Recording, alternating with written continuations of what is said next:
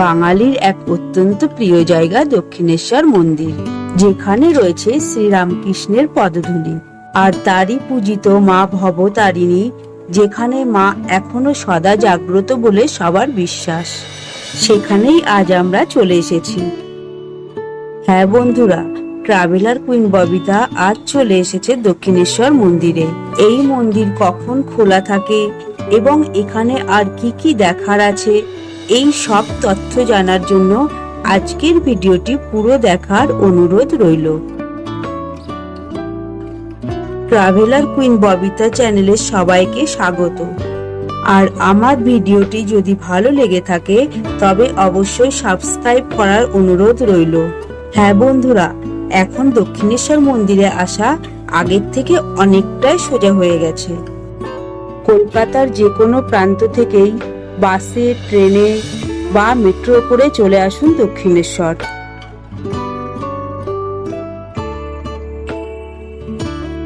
এখন আমরা চলে এসেছি বিধাননগর স্টেশনে,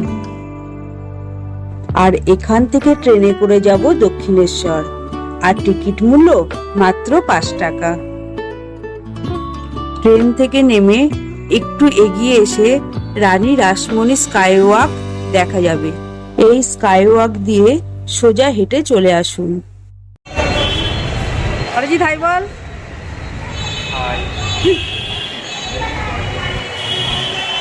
এই স্কাইওয়াক দিয়ে হেঁটে যাওয়ার সময় পাশে প্রচুর দোকান আছে, যেখান থেকে পুজোর ডালি কিনে নিতে পারেন।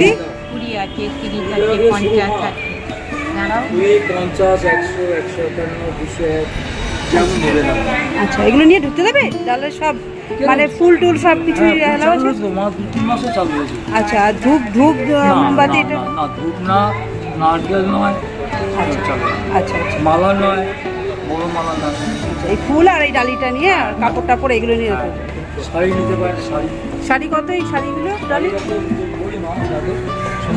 শাড়ির দাম বেশি, এইটা আর এইটা, এই দুটোর দাম বেশি। বড়দের শাড়ি আছে তো। আচ্ছা, এগুলো কত করে? আপনার 500 টাকা, এগুলো তো আপনার 300 আছে, 250 থেকে 300 আপনার ডিজাইন আছে।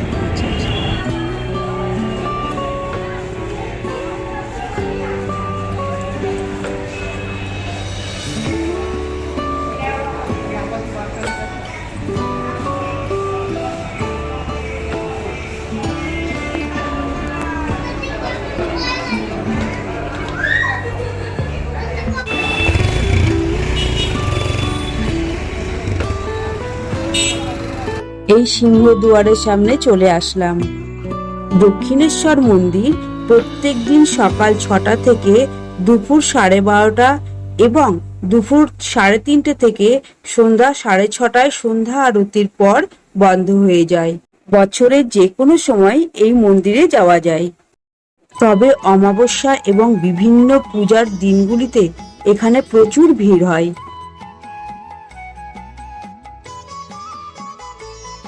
মন্দিরের সামনেও পুজোর ডালির প্রচুর দোকান আছে। এখানে ডালি নিলে জুতো রাখতে পারবেন। এছাড়া মন্দিরের পাশে কিছু টাকার বিনিময়ে জুতো, ব্যাগ, মোবাইল রাখতে পারবেন। মন্দিরের ভেতরে ক্যামেরা, মোবাইল নিষিদ্ধ। এই গেট দিয়ে ভেতরে ঢুকতে দেওয়া হচ্ছে। পুজো দেওয়া হয়ে গেলে এই গেট দিয়ে বেরোতে দেওয়া হচ্ছে। এবার দক্ষিণেশ্বর মন্দিরের ইতিহাস আপনাদের কাছে একটু শেয়ার করি। 1847 সালে জানবাজারের জমিদার গিন্নি রানী রাসমণি কাশী যাওয়ার আয়োজন করেছিলেন। যাত্রা করার পূর্বে তিনি স্বপ্নে দেখেছিলেন যে স্বয়ং মা কালী তাকে বলছেন অন্য কোথাও বা দূরে যাওয়ার দরকার নেই, গঙ্গার ধারে মন্দির গড়ে সেখানে মাকে প্রতিষ্ঠা করে পুজো করতে। সেই স্বপ্নাদেশ পাওয়ার পর হুগলি নদীর পূর্ব পারে মায়ের মন্দির প্রতিষ্ঠা করেন রানী রাসমণি।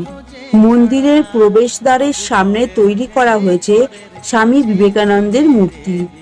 1847 সালে মন্দিরের নির্মাণ কাজ শুরু হয় আর শেষ হয় 1855 সালে।